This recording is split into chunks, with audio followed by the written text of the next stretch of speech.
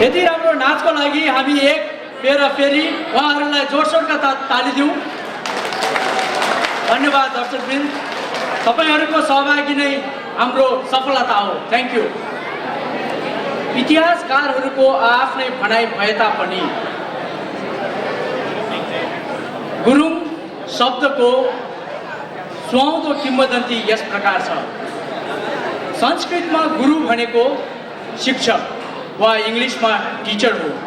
अंग भनेको त भाग अथवा अंश भइहाल्यो, or in English it's part।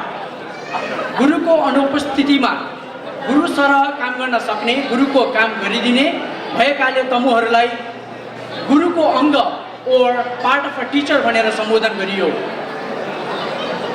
त्यही गुरुको अंग गुरुङ भएर अपभ्रंश भयो अनि त्यसैले नै हाम्रो जातलाई तमुबाट गुरुङ भएर चिनिन थालेको हो। गुरुङको पहिरन र पहिचान बोकेर अब आउँदैछ अर्को गुरुङ नाच।